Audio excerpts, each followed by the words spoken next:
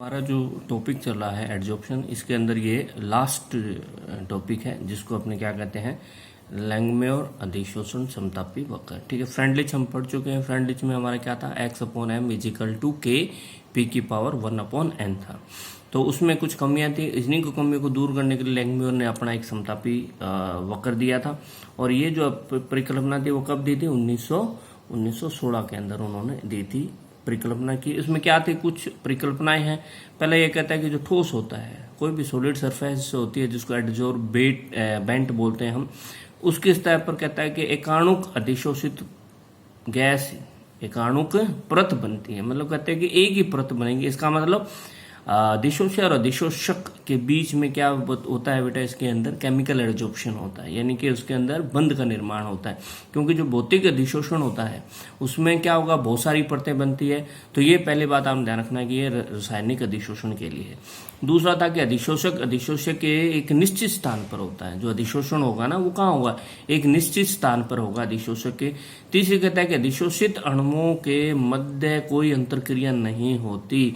अगर जो पदार्थ अधिशोषित हो गया, अभी एक आपका पदार्थ क्या पे यहाँ पे आ गया, एक यहाँ पे अधिशोषित हो गया, एक यहाँ हो गया, एक यहाँ हो गया, एक यहाँ हो गया, तो इनके बीच में आपस में क्या होती है, कोई भी अभिक्रिया नहीं होती। तीसरी बात हम सबको पता है। चौथी जो है कि अधिशोषक एक निश्चित ताप पर आप अगर दाब बढ़ाते हैं तो अधिशोषण बढ़ता है, और तब तक बढ़ता है जब तक जो ठोस है, ठोस की पूरी सतह पर एक मोटी परत नहीं बन जाती। यानी कि वो तब तक बढ़ता रहेगा जब तक सारे जो उसके अंदर एक्टिव जो साइट्स है वो क्या है, फिल नहीं हो जाते, बंद नहीं बन जा पाते।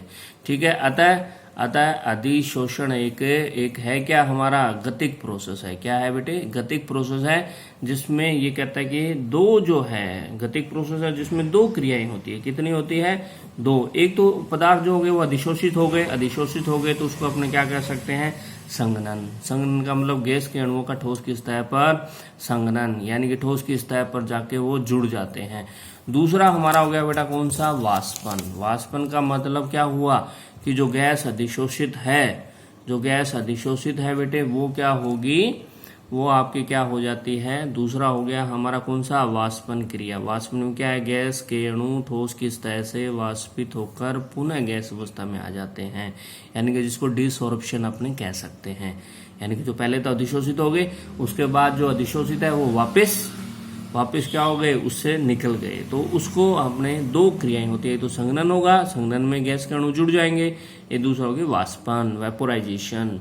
ठीक है, या जिसको अपने क्या कहते हैं, डिसॉर्प्शन भी कह सकते हैं। फिर आ गया इसने अपनी एक समीकरण दी थी, जिसका हम समीकरण का व्युत्पन्न कर लेते हैं। मान लेते हैं ठोस की सतह पर गिरने वाले अणुओं की संख्या कितनी है अणुओं की संख्या n मान ली हमने।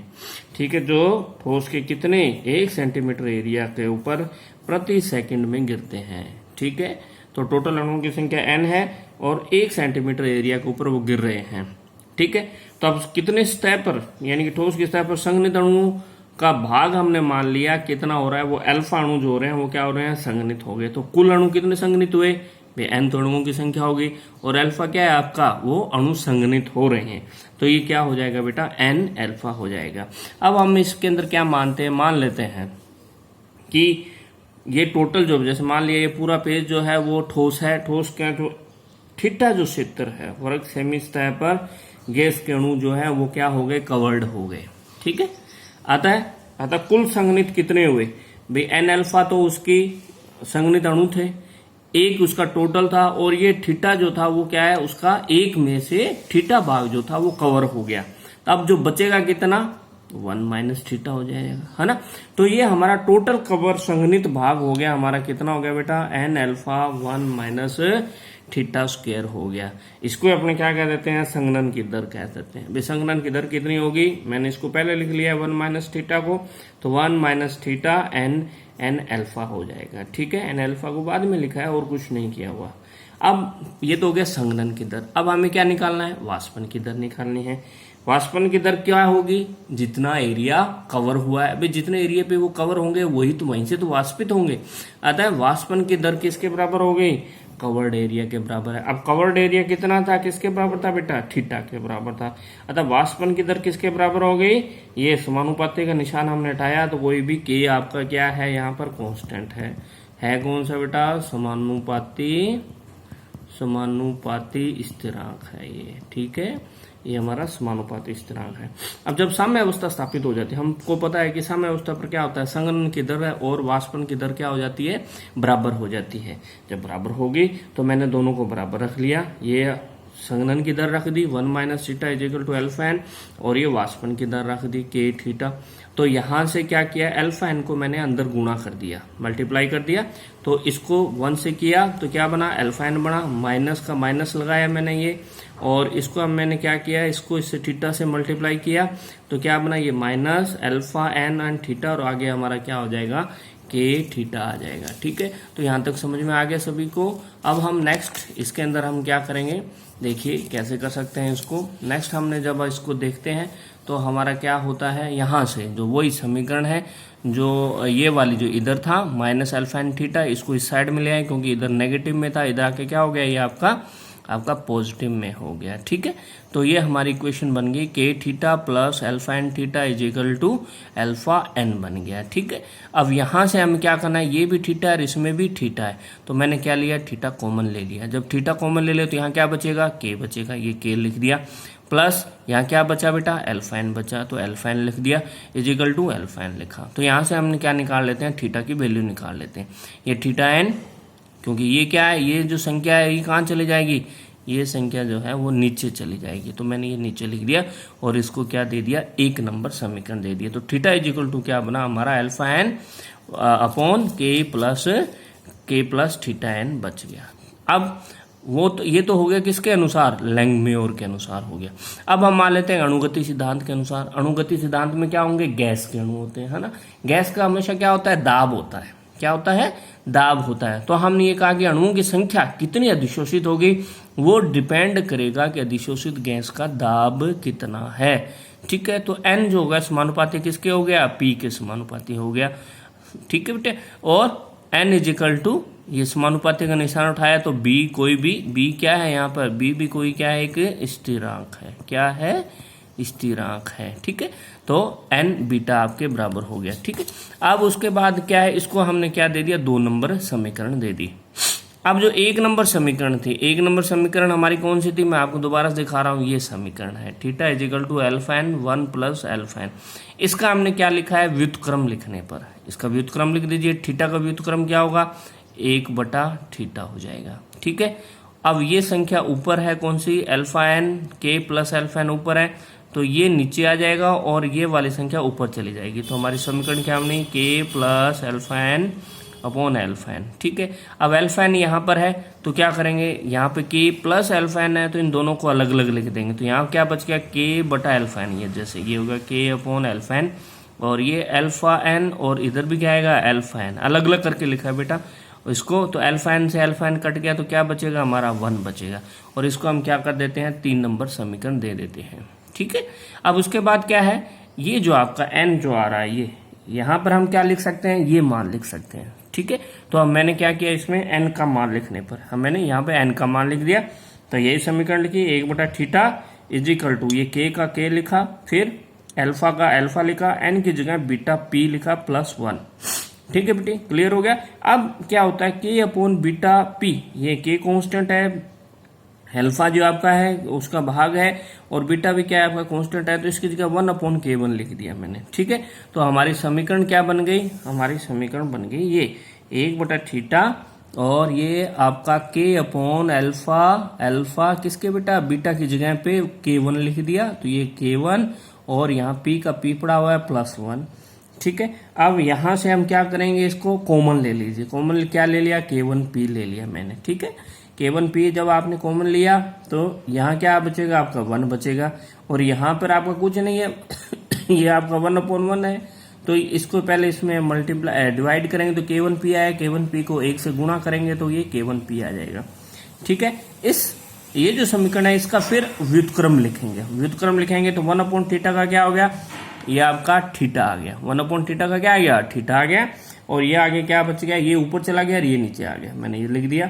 अब हम मान लेते हैं कि माना ठोस सतह पर एक क्या है, यूनिमोलिकुलर, यानी कि एक परत बनती है, अतः अधिशोषण अधिशोषण की मात्रा जो है, अधिशोषण की मात्रा का मतलब हो गया x अपॉन एम। x यहाँ पे क्या है, अधिशोषक की मात्रा है, और m क्या है, अधिशोषक की मात्रा।